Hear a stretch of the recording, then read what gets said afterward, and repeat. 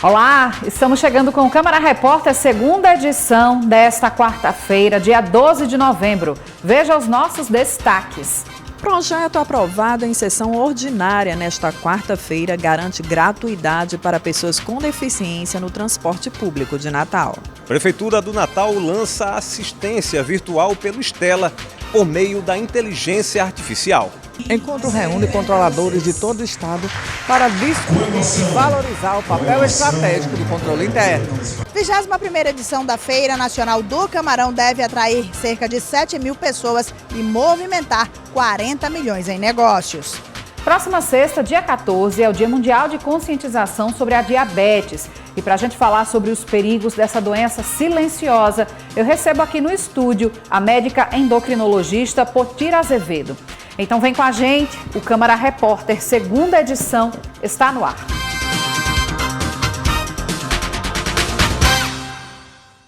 A gente começa trazendo os destaques das atividades da Câmara Municipal nesta quarta-feira. Na sessão ordinária, os vereadores aprovaram um projeto de lei que estende a gratuidade no transporte público para pessoas com deficiência. A matéria aprovada pelos parlamentares na sessão ordinária também determina a validade permanente de laudos que disponham sobre deficiências ou transtornos físicos, mentais ou intelectuais de caráter irreversível. O projeto de autoria do chefe do Executivo, votado em regime de urgência, incorporou uma proposta do vereador Tércio Tinoco, que dispõe sobre a gratuidade no transporte público para pessoas com deficiência com direito a um acompanhante. Um projeto importantíssimo. É do Executivo o projeto, mas tem uma participação efetiva do vereador Tércio Tinoco.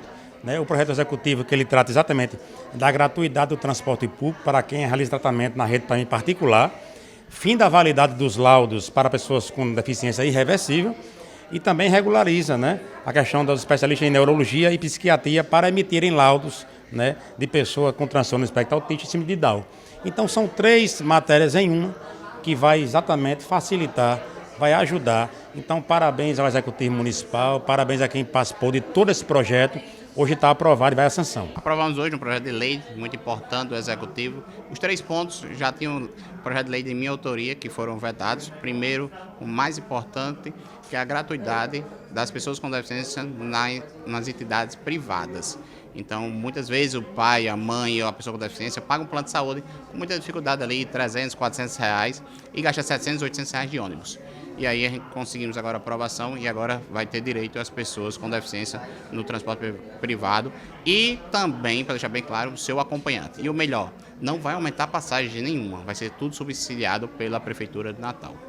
E o segundo ponto, que é muito importante, que é as pessoas com deficiência permanente, a deficiência, ele vai ter um laudo agora vitalício. Não precisa mais ficar renovando o laudo a cada 2 anos ou a cada ano. Então isso é mais um ponto muito importante. E o terceiro, para finalizar, um pedido também do nosso mandato, que foi feito a regulamentação dos laudos médicos para as pessoas com TEA, transtorno do espectro autista, e as pessoas com Down também, que só pode ser emitido pelos neuropediatras, ou neurologista adulto, ou psiquiatra infantil, ou psiquiatra adulto. Então essa regulamentação veio para avançar nas políticas públicas da pessoa com deficiência na nossa capital. A Comissão de Finanças autorizou o Poder Executivo a contratar empréstimo junto ao BNDES.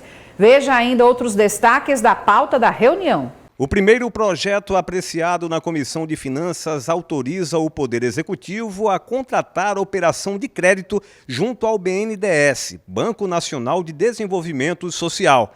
A matéria foi aprovada por unanimidade. O Executivo mandou aqui agora uma solicitação do empréstimo para a modernização da cidade. O que será essa modernização segundo o projeto enviado à nossa casa?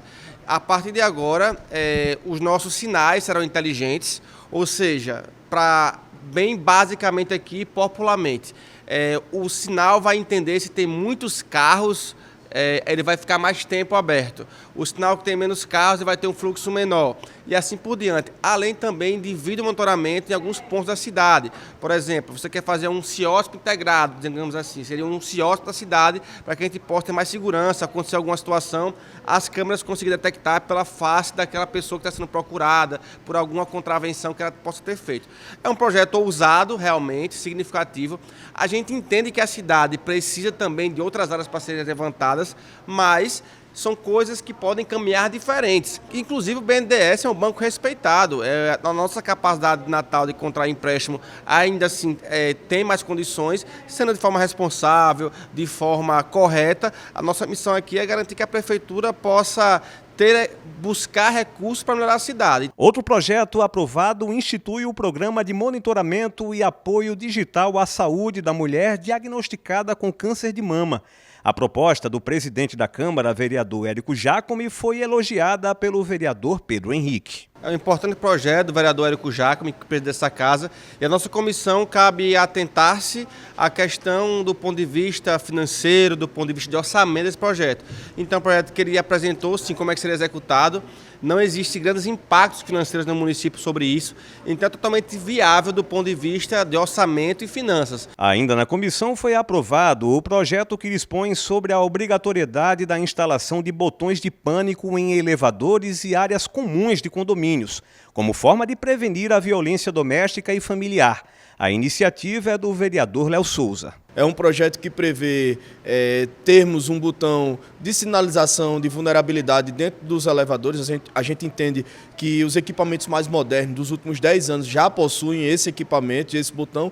A gente está agora colocando que seja obrigatória a sinalização, aonde está esse botão, para as pessoas que são vulneráveis. Aqui a gente apresentou esse projeto de lei bem na época que uma mulher em vulnerabilidade foi vítima de violência dentro de um elevador. Mas isso serve para idosos, para crianças, para todo tipo de vulnerável dentro da nossa sociedade, para que ele possa identificar. Para os elevadores mais antigos, né, aqueles equipamentos de 10 anos para trás, eles sim vão ter que ser instalado esse botão do zero, porque não tem esse equipamento. 80 projetos de lei foram votados durante a reunião extraordinária da Comissão de Justiça. Entre os projetos aprovados pelos parlamentares da Comissão de Legislação, Justiça e Redação Final está o que dispõe sobre o estabelecimento de regras para passeios com cães pitbulls nas vias públicas de Natal. A matéria é de autoria do vereador Preto Aquino. Nos últimos dias são inúmeros os relatos de cães pitbulls atacando crianças, adolescentes, adultos. E aqui em Natal nós temos diariamente recebendo reclamações, principalmente nas praças públicas. Com essa preocupação, nós protocolamos o referido projeto de lei que obriga a maioridade a partir de 18 anos, também a questão de estar acompanhado, fronteira, e também um animal só por cada pessoa que estiver ali conduzindo, sendo maior de 18 anos. Então, eu espero que esse projeto seja aprovado nas demais comissões e chegando na prefeitura, o prefeito possa sancionar essa referida lei. Outra matéria aprovada pelos parlamentares institui a política municipal de habitação de interesse social. O projeto é do Executivo de Natal. O projeto passou aí pela Comissão de Justiça, né? É um projeto muito importante, é exatamente que cria essa política aí municipal de habitação de interesse social e é voltado exatamente para as famílias que residem em Natal e que tenham até R$8 mil de renda. Então, é um projeto social interessantíssimo, vai tramitar na casa e a nossa expectativa é que seja votado no plenário nos próximos dias. Também foi aprovada a matéria do vereador Chagas Catarino, que dispõe sobre o direito de preferência a mulheres vítimas de violência, matrícula ou transferência dos filhos nas escolas da rede pública de ensino.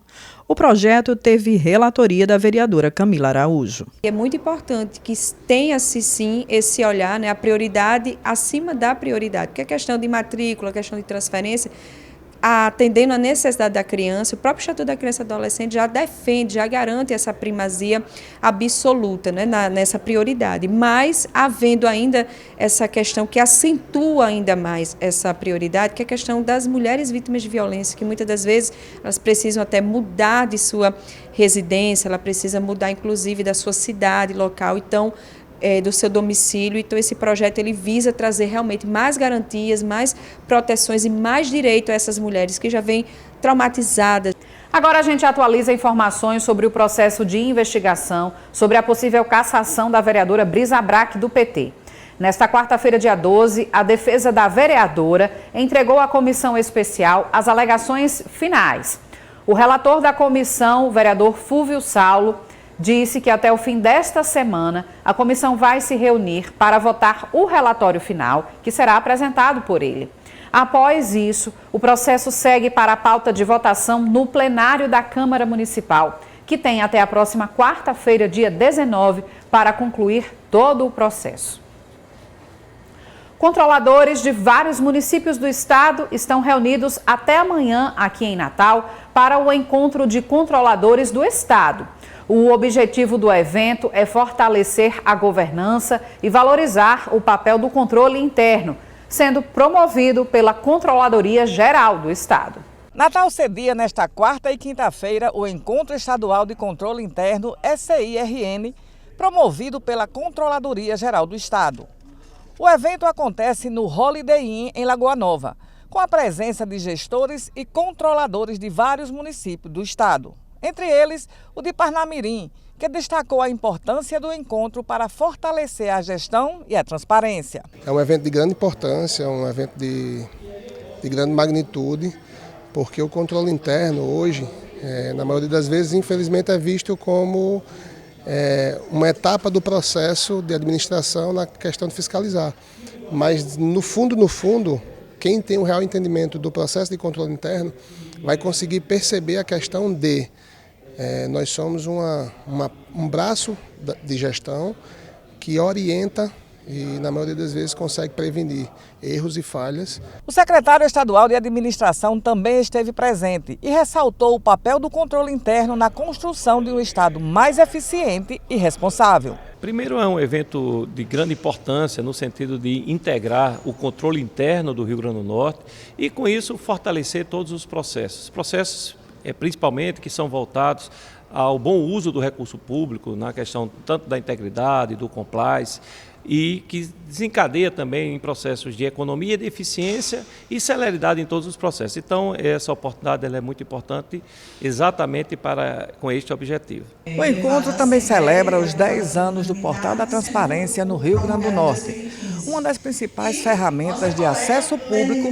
às informações governamentais. Hoje, a abertura dos dados, o acesso à informação é regra, o sigilo é exceção. Então, quanto mais o Estado celebra e aprimora a forma de funcionar de maneira aberta, transparente, dando não só disponibilizando a informação ao cidadão, mas também ouvindo e transformando essa escuta em ação concreta de influência à gestão, nós todos ganhamos e a nossa lei de acesso à informação se fortalece, se concretiza por meio de ações direcionadas e claramente que existem e são mensuradas. A programação inclui palestras com especialistas de vários estados. Destaque para o controle interno como pilar de confiança na administração pública, ministrada pelo Controlador-Geral de Mato Grosso, que defendeu o uso de dados e evidências como base para decisões mais assertivas e políticas públicas mais eficazes. Como nós fornecemos transparência e subsídios sobre como as políticas públicas estão se desenvolvendo, o gestor tem no controle interno um instituto extremamente estratégico, em que ele tem informações tanto da sociedade quanto do funcionamento da própria máquina. Com base nessas informações, o gestor pode decidir de maneira mais adequada e mais correta, melhorando a eficiência do Estado. A Controladora-Geral do Estado, Luciana Daltro, explicou que o encontro tem como objetivo fortalecer a governança e valorizar o papel estratégico do controle interno. Segundo ela, o desafio é transformar informações em ações que gerem impacto real e contribuam para uma gestão pública cada vez mais transparente. Nós somos o órgão estatal responsável pela transparência do Estado, pelo sistema de ouvidoria, pela implementação de programas de integridade. Nós somos responsáveis pela auditoria e o sistema correcional. Então, o que a gente quer com um evento como esse é fortalecer as nossas redes de atuação, porque a controladoria ela está em todos os órgãos da administração pública. E esse momento é um momento de culminância em que a gente fortalece, forma e capacita nossos servidores para as suas atuações enquanto o braço da controladoria nos órgãos públicos para fortalecer e sim trabalhar na lógica de prestação de contas do Estado. A Prefeitura de Natal lançou a Estela, uma inteligência artificial que promete acabar com as filas nas UBSs e UPAs de Natal e facilitar o atendimento ao cidadão pelo WhatsApp. A novidade foi apresentada nesta quarta-feira no Palácio Felipe Camarão. Otimizar os atendimentos do município nas áreas da saúde, educação, assistência social e demais secretarias por meio de um canal do WhatsApp com inteligência artificial. O serviço virtual por meio da Estela foi lançado nesta quarta-feira no Palácio Felipe Camarão. O atendimento da Estela já está disponível no WhatsApp pelo telefone 3232-4900. A primeira fase é de caráter informativo. Todo o processo tecnológico mais complexo, ele passa por esse processo incremental, esse processo gradativo, né? Então a primeira fase ela vai dar informações e receber informação. Ela não é uma inteligência artificial para você usar para qualquer coisa, é para falar sobre problemas da cidade ou necessidades que você tem de serviço da cidade.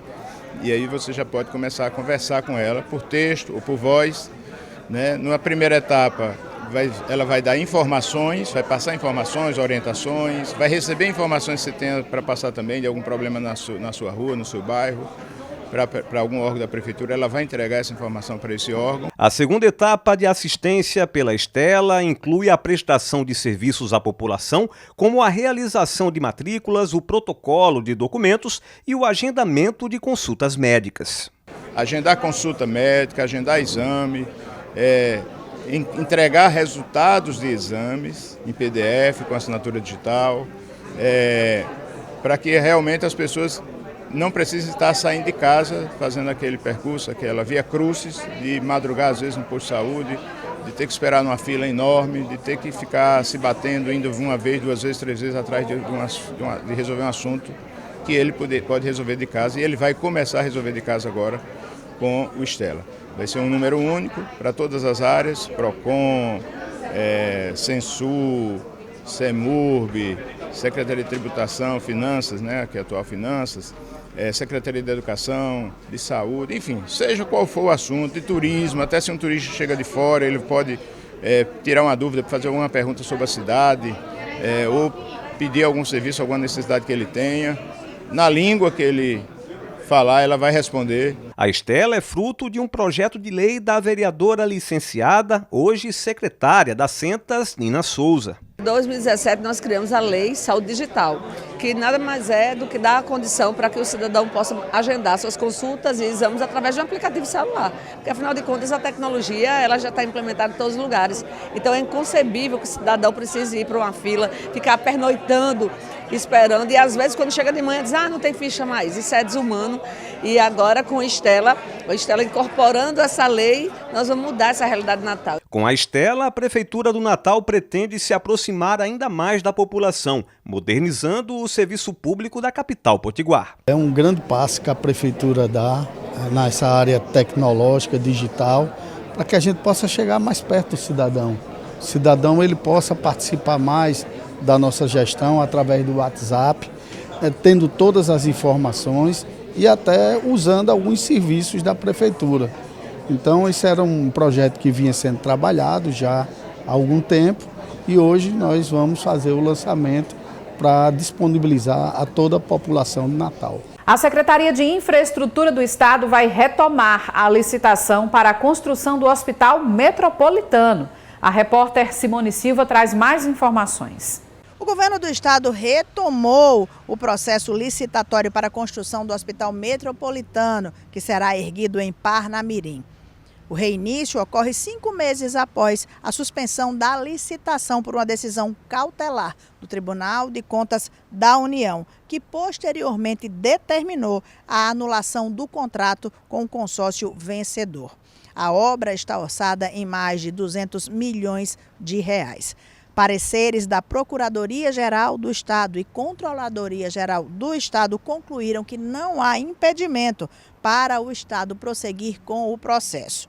A urgência da obra e o risco da perda de recursos federais foram considerados na decisão. Assim, a fase do julgamento de propostas será reaberta. O novo hospital terá 350 leitos, sendo 40 de UTI, e deve absorver a demanda traumo-ortopédica e de neurocirurgia, que hoje está concentrada no Hospital Valfredo Gugel. Também vai possuir uma estrutura para hemodinâmica, que atualmente só é ofertada pelo Hospital Universitário Onofre Lopes.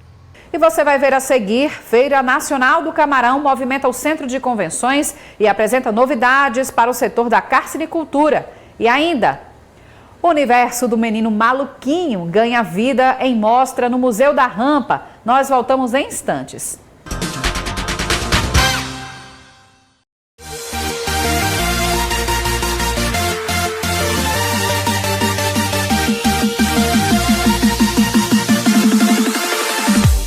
Fala galera, passando para dizer que todas as notícias do esporte local você encontra no programa Câmara Esportiva. Aqui você tem matérias especiais, entrevistados, comentários de quem entende do assunto e muita interatividade.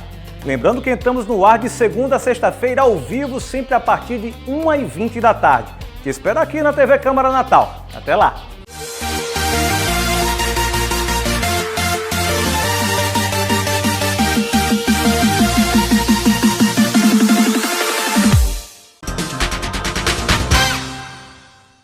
Estamos de volta trazendo uma oportunidade de capacitação.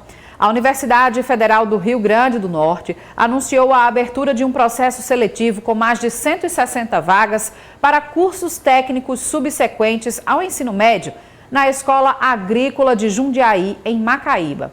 Os cursos serão iniciados no primeiro semestre de 2026. As vagas na Escola Agrícola de Jundiaí estão distribuídas nos cursos de agroindústria, agropecuária, aquicultura, gastronomia e veterinária.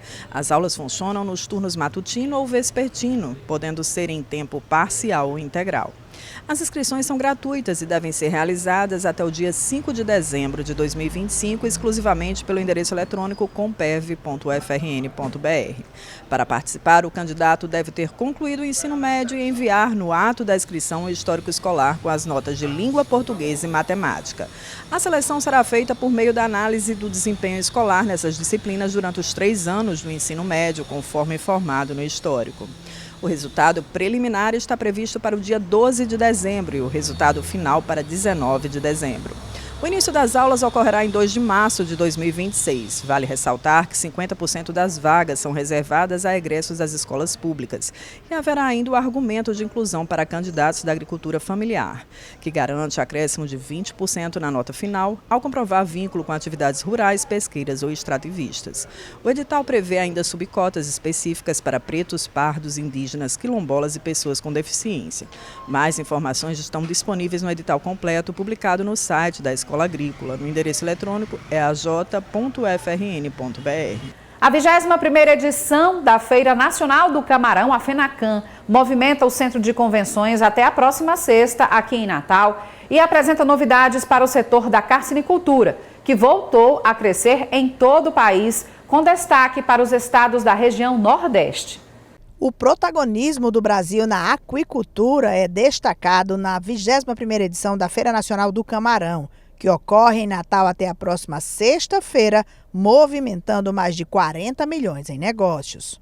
O evento é promovido pela Associação Brasileira de Criadores de Camarão.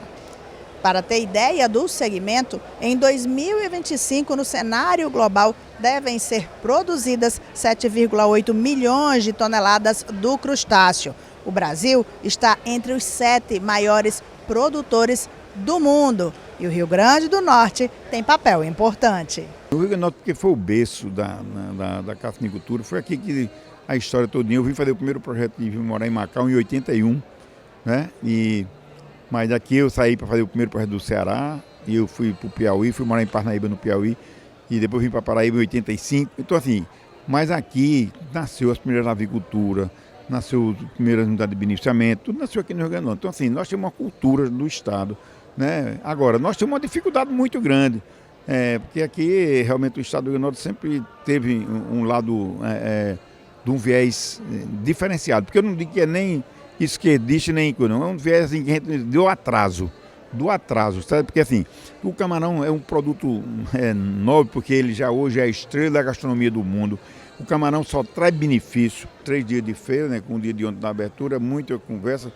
Toda hora está havendo reuniões paralelas. Ontem mesmo nós tivemos uma reunião em Canguaretama, que eu fui participar, não tinha lugar na sala de tanta gente interessada. Então, assim, ninguém vai uma coisa de uma distância daqui para lá, para Canguaretama, se não está com interesse. Então, agora mesmo, quando eu entrei, disse, tem um almoço que o pessoal do camarão lá do Ceará estão fazendo em algum canto.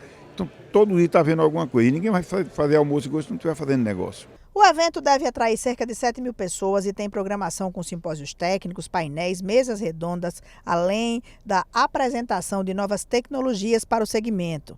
Esta empresa trouxe máquinas aliadas à inteligência artificial que detectam se o camarão está se alimentando corretamente. Para você poder programar e deixar uma agenda gravada, eles têm autonomia, então eles têm um registro da automação, então você muda o que você quer fazer para aquela semana e mesmo que falhe a internet, ele vai continuar trabalhando.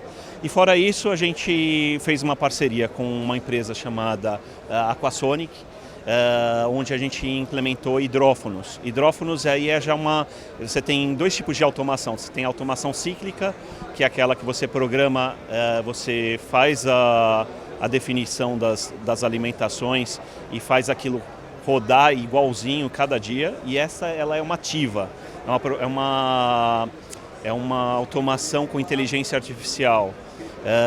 O que ele faz? Ele escuta o som dos camarões quando se alimentam e ele faz pequenos ajustes na programação. Você pode deixar ele no modo automático, onde ele distribui a ração conforme a necessidade, ou você pode fazer a implementação parcial. Você fala, olha, até certo ponto eu quero que seja no cíclico, ou seja, pelo menos isso de ração ele vai distribuir. A FENACAN abriga a Feira Internacional de Aquicultura, com cerca de 200 expositores e conta com universidades e investidores locais e nacionais, além de diversas prefeituras, como a de Pendências, a maior produtora do RN, e São João do Jaguaribe, cidade do Ceará, que é a 5ª maior produtora do país de camarão de água doce. Por ser cidade do camarão, nós temos uma grande porcentagem também de produtores e também comércio local, seja empresas privadas, públicas também, em relação ao camarão em si. Então, nós somos a cidade do camarão, a cidade que mais produz no estado. E estarmos aqui no Festival do Camarão é de grande importância, já que aqui a gente encontra o comércio do camarão a nível internacional. Segunda vez aqui em Natal, expondo na FENACAN, com o nosso stand. Nossa cidade, há 7 anos, aproximadamente há 7 anos, começou o cultivo de camarão de água doce, né, a quase 200 quilômetros da costa. E hoje nós somos a 5ª cidade, de acordo com o último censo, a 5ª cidade que mais produz camarão no país. E a gente está aqui para mostrar os nossos potenciais, né, também troca de informações, né, conhecer novas tecnologias e mostrar para o Brasil quem é São João do Jaguaribe, sua cultura, sua produção e outras atividades que praticamos lá. É importante que a gente participe desse evento como esse para mostrar as potencialidades de Jorginho Avelino. A nossa grande cultura de ostra, que inclusive foi certificada ultimamente pelo IDIARD, a nossa grande produção de camarão, né, que é uma das maiores produções do Brasil, e muita gente não conhece Jorginho, sem dizer as lindas belezas naturais. São mais de 60 palestras nacionais e internacionais que possibilitam troca de conhecimento para quem já atua ou pretende atuar com cassinicultura. Eu vim acompanhar as inovações que a gente tem aqui no Brasil também, conversar com colegas, né, da indústria aqui, tem bastante gente da universidade, das empresas, e manter contato com a indústria sempre, né? Não estou mais aqui no Brasil, mas é sempre bom. Aqui a gente aprende os materiais que existem, principalmente na aquicultura, e o que o professor tem na teoria na sala, a gente vem buscar aqui na prática e conhecimentos. O presidente da ABCC ressaltou que o evento também discute os problemas relacionados à cassinicultura, segmento que encontra no RN condições ideais, mas como em todo o Brasil, os produtores reclamam da falta de financiamento. Dos 550 produtores do Rio Grande do Norte, 0,4% pegou financiamento. Se eu disser dos 2.500 produtores do Ceará, 1,87% pegaram financiamento. Então, ou seja, ainda a Paraíba é 0,5%, 0,4%, ou seja, o setor que custa para produzir um quilo de camarão $2, $2,5, e você não tem financiamento. Aí o Brasil é líder da produção e na exportação de farelo de soja, vendo um quilo de farelo de soja por 30 centavos e tem que ter custeio. Agora, um alerta para os consumidores. A Black Friday ainda nem chegou, mas as promoções já começaram. E com elas, aumenta também o risco de golpes. Por isso, o Procon alerta os consumidores para ficarem atentos e lembra que os direitos continuam valendo mesmo nas promoções. A aguardada Black Friday, realizada na última sexta-feira de novembro, está batendo a porta. Os descontos previstos na data ainda dividem a opinião dos consumidores. É só Miguel, é só o 71, é só para juntar gente. Não existe. Não existe, que eu já fui 3 vezes, 4 vezes, todo ano eu vou, é a mesma coisa. Acredito, sim. Eu já comprei. Não? Por quê? Porque o preço é igual qualquer dia. Acredito. Mas qual o cuidado que a senhora toma antes de comprar o produto na Black Friday? Eu tenho que pesquisar, né? Os lojistas garantem a veracidade dos descontos. Realmente existe sim o desconto, não é fraude, é tudo real. Nós tínhamos peças em promoção, peças que eram mais caras e estão com desconto. Então na Black a gente sempre faz, vai ser na última sexta, né? Esse ano vai cair no dia 28 e a gente vai estender o sábado também, vai ser 28 e 29. A Pop Black, né? Aqui da loja. Segundo a diretora-geral do Procon Natal, os golpes ocorridos na Black geralmente estão atrelados ao descumprimento da oferta. Aquele estabelecimento que oferece um produto e quando o consumidor chega lá, o produto por muitas vezes nem está à disposição. Finda tendo o consumidor tendo que encomendar o produto e ainda arcar com o frete. Ou quando a oferta do produto, mas não naquele preço que está estipulado na venda. Sempre há uma cobrança, uma taxa a mais. Ou quando o consumidor ele até compra o produto online, por exemplo, mas esse produto ele não chega à sua residência. Então esses são os principais, vamos falar assim, as principais práticas abusivas dentro da Black Friday. Para evitar cair em armadilha, o Procon recomenda que os consumidores comprem em lojas e sites confiáveis. Então o consumidor tem que pesquisar não só o valor do produto, mas também o estabelecimento, seja físico, seja online, que ele seja um estabelecimento idôneo e de muita confiança, né? Procurar sempre naquele site do Reclame Aqui, ver se tem muitas reclamações referentes a golpes contra consumidores. Então assim, hoje o consumidor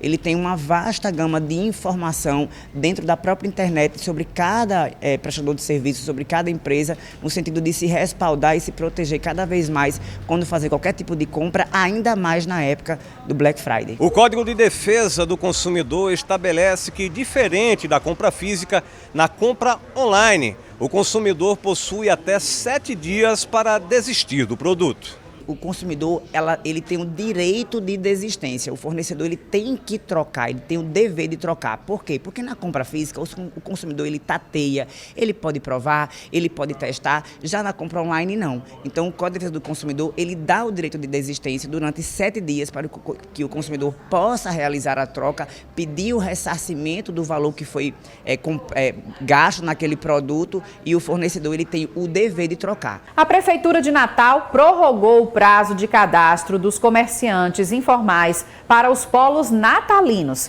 Simone Silva. A Secretaria Municipal de Serviços Urbanos prorrogou até o meio-dia do próximo dia 14 de novembro as inscrições para os comerciantes informais que desejam participar do Polo Natalino Zona Norte, que será montado no ginásio Nélio Dias. São oferecidas 23 vagas e as inscrições devem ser feitas por meio de um link específico. Serão utilizados os seguintes critérios de escolha. Portfólio. O interessado deve apresentar clipe de imprensa, jornais, revistas ou matérias vinculadas que demonstrem experiência e ou quantidade de serviços oferecidos. Comprovante de participação em edições anteriores de eventos similares. Apresentar ainda comprovante de atividades realizadas na área da gastronomia. Comprovação de registro como microempreendedor individual. documentação de participação em cursos sobre contaminantes alimentares, doenças transmitidas por alimentos, manipulação higiênica e boas práticas, além da documentação básica exigida, RG, CPF, comprovante de residência e certidão negativa do município. De acordo com o edital, em caso de empate terão preferência idosos, mulheres vítimas de violência devidamente comprovada, pessoas com deficiência e residentes no município. Agora a gente fala sobre cultura. Celebrando o legado do escritor Ziraldo, o universo do Menino Maluquinho ganhou vida aqui em Natal. O Museu da Rampa está recebendo a exposição interativa Mundo Zira, aberta gratuitamente ao público. Quem chega ao Museu da Rampa logo vê um menino maluquinho de 6 metros de altura, principal criação de Ziraldo. Ele dá as boas-vindas ao público e convida para a exposição interativa Mundo Zira. Lá as crianças conhecem as obras do artista, colam diálogos, giram cenários e se divertem explorando o universo criativo do autor. Aqui neste espaço interativo é possível participar de 2 livros do Ziraldo: O Bichinho da Maçã e Os Meninos dos Planetas.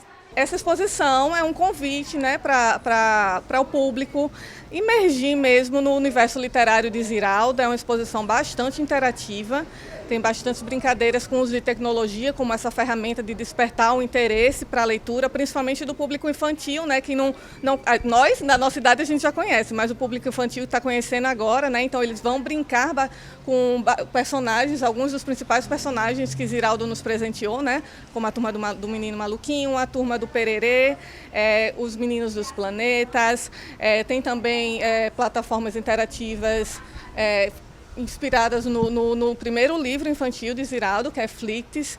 Então é isso, é uma exposição bastante divertida, onde o público participa bastante. O filho da Isabela, Joaquim, tem autismo. A interatividade tornou para ele a exposição mais atrativa. Joaquim já adora Ziraldo, antes mesmo de vir para cá. Eu acho que é uma super oportunidade de conhecimento, é trazer cultura para as crianças, né? E o fato de ser interativo para uma criança que é autista, que tem o transtorno do espectro autista, isso ajuda muito, sabe? Tanto é que ele está interagindo com as telas, né, com os desenhos, adora os livros até físicos também, né? Então está tendo a oportunidade de visualizar, de sentir, né, que para as crianças com autismo isso é muito importante. Os estudantes da Escola Estadual Dr. Antônio de Souza, de Parnamirim, também ficaram fascinados com o enredo e narrativa das obras de Ziraldo. Foi a primeira vez, tem muitas coisas interativas, é bem divertido, eu vim conhecer. O que mais te chamou a atenção? A parte de pintar os bonequinhos. Bem, o que mais chamou minha atenção foi a parte de tirar fotos, que é bem interativa e eu adorei bastante. Tirei bastante fotos com meus amigos. A exposição acontece de terça a domingo, das 9 da manhã às 6 da noite, com entrada gratuita. É importante destacar que a visitação é gratuita, mas a gente está fazendo a retirada de ingressos pela plataforma do Simpla. É só você entrar no Simpla, você pode buscar Mundo Zira, e aí você vai encontrar Mundo Zira aqui em Natal. Ou você pode também achar esse link na rede social da exposição, que é @Mundozira, né? E vai ter no Linktree lá, vai ter tanto o link para retirada de ingressos pelo Simpla, como também o link para agendamento de visitas educativas, tanto de escolas como de outras instituições, né? Como grupos maiores, a gente está fazendo esse agendamento separadamente para a gente conseguir se organizar. Porque normalmente a gente pede a quantidade de pessoas, marca um horário reservado para isso, porque o espaço também precisa comportar um certo número de pessoas também para ter uma experiência legal. Então é isso, a gente pede para que as pessoas façam um agendamento antecipado, né, para garantir o ingresso e garantir que vai conseguir entrar, mas quem não conseguir por algum motivo precisar vir um determinado dia, tem também a retirada no local, também gratuita, Mas é importante que venham cedo, porque no final de semana já está sendo muito procurado e aí já está formando, no meio da tarde já está formando filas e como tem um horário para a entrada, a última turma vai entrar às 17 horas, pode ser que as pessoas que cheguem mais tarde não consigam entrar, tá? Mas aí vai ter bastante tempo para vocês visitarem. Esta próxima sexta-feira, dia 14, é marcada como o Dia Mundial de Conscientização sobre a Diabetes. E para falar sobre essa doença silenciosa e perigosa, eu vou entrevistar aqui no próximo bloco a médica endocrinologista Potira Azevedo. Então não saia daí que nós voltamos em instantes.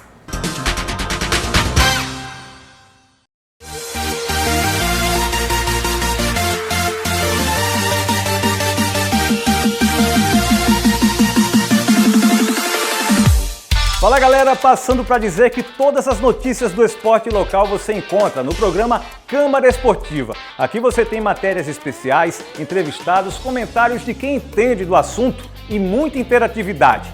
Lembrando que estamos no ar de segunda a sexta-feira ao vivo, sempre a partir de 1h20 da tarde. Te espero aqui na TV Câmara Natal. Até lá!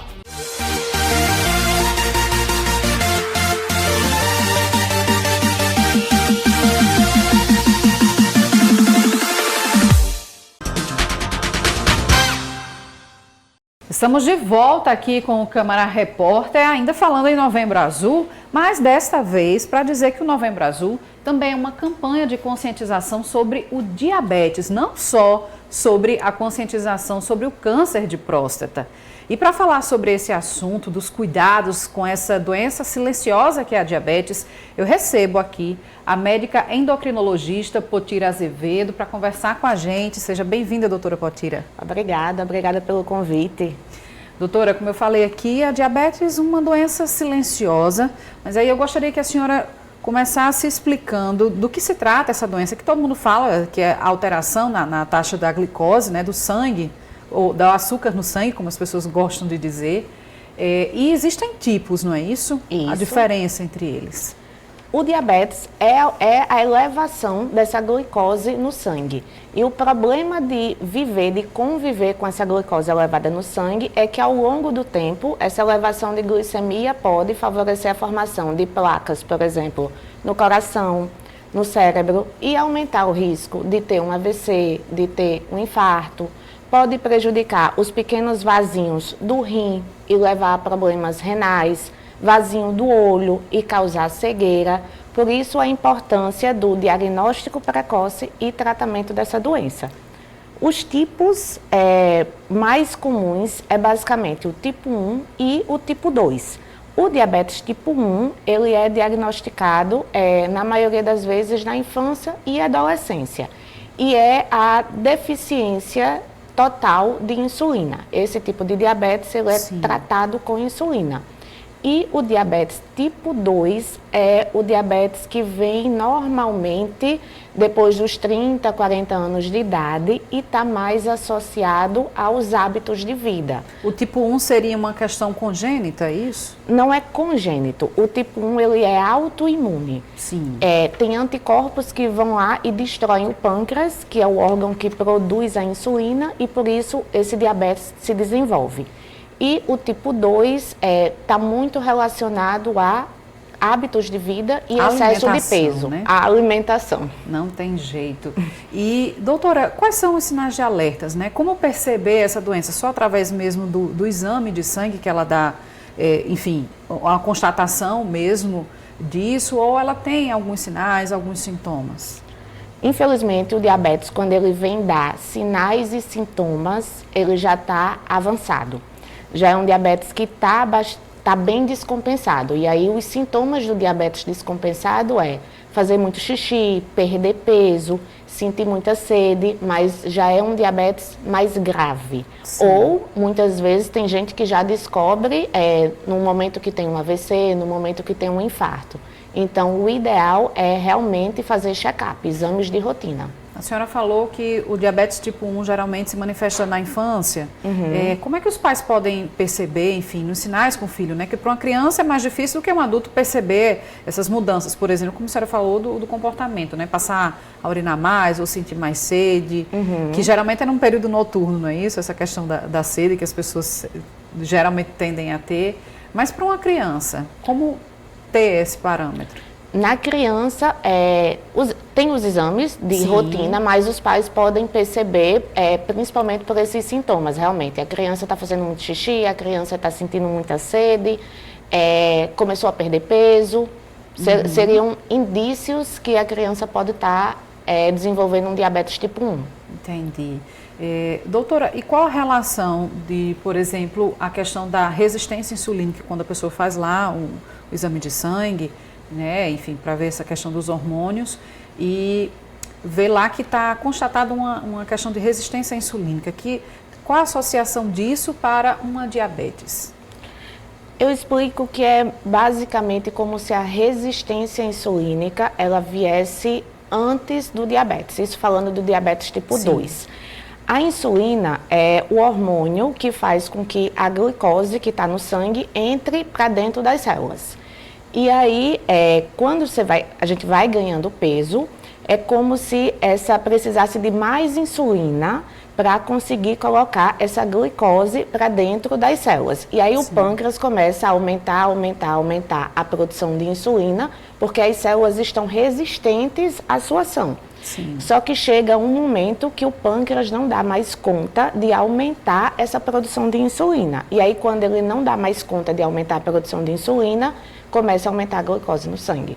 Entendi. É como se fosse um estágio anterior. Então, quando apresentar uma resistência insulínica, ficar alerta, então, né? Isso, exatamente. Para não deixar esse quadro avançar. E existe também muito uma discussão sobre essa questão dos índices, do parâmetro para considerar uma pessoa pré-diabética ou já diabética. Quais são esses parâmetros mais atualizados, doutora?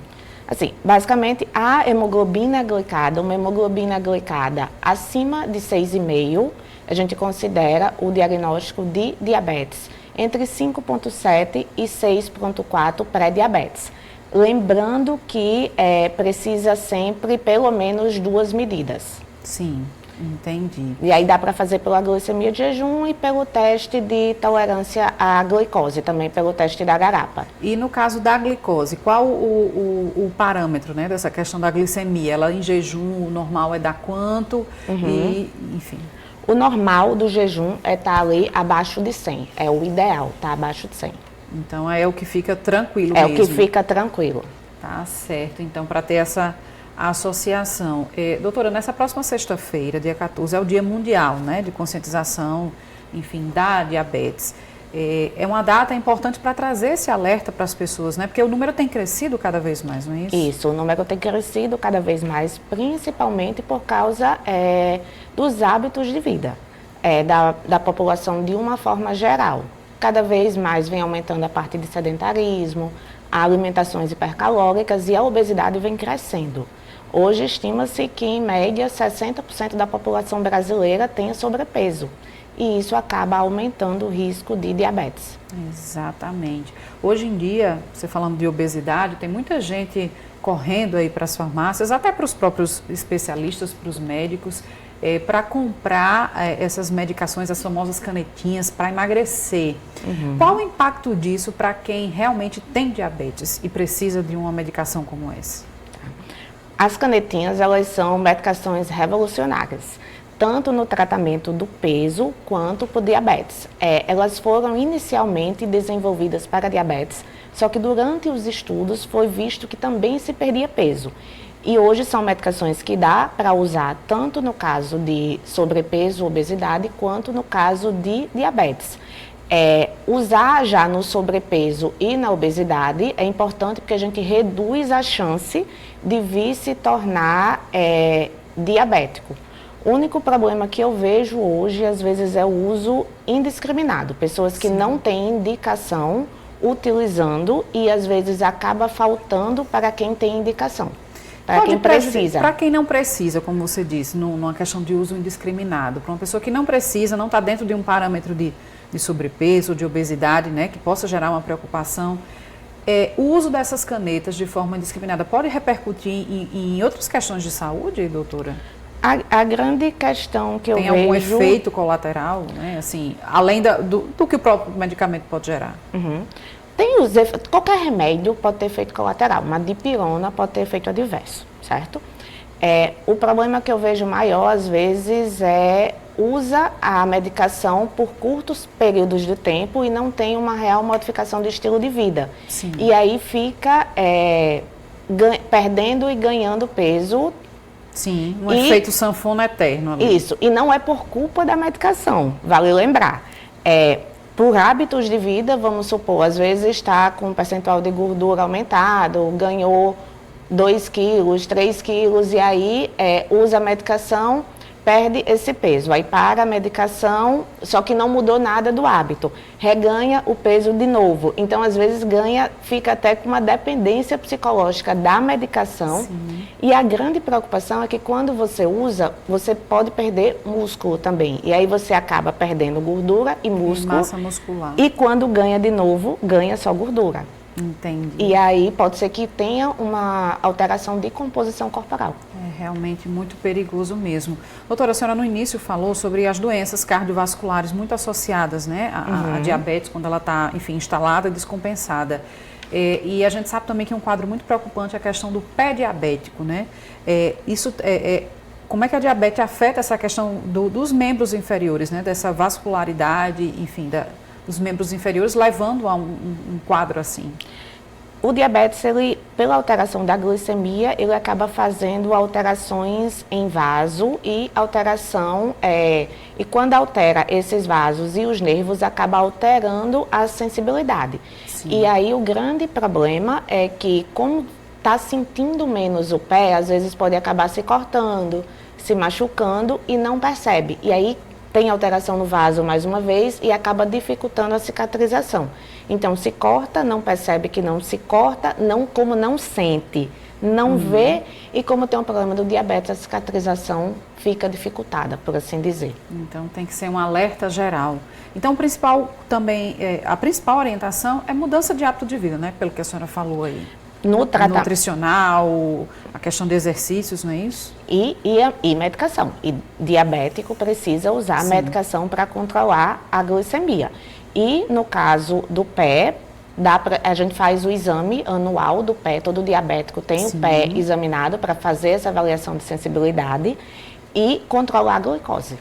Exatamente. Então, tem que estar muito cuidado, por exemplo, com a alimentação hoje em dia, que as pessoas têm uma tendência a muita coisa industrializada.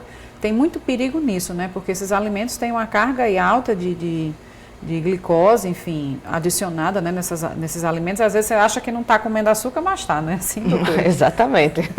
Muito carboidrato simples. Aí vai ter que procurar outros profissionais, né? Uma nutricionista para cuidar, né, doutora? O tratamento do diabetes é multidisciplinar. A gente precisa de um nutricionista, do endócrino, de um educador físico. Isso mesmo. Então, fica esse recado dado para as pessoas se cuidarem. Exatamente. Muito obrigada, doutora Potira, aqui pelos seus esclarecimentos e suas orientações. Eu que agradeço pelo convite. E esta edição do Câmara Repórter fica por aqui. A você que nos acompanha, obrigada pela audiência. A gente volta a se encontrar nesta quinta-feira com outras notícias aqui da Câmara Municipal e também do que acontece na nossa cidade. Tchau.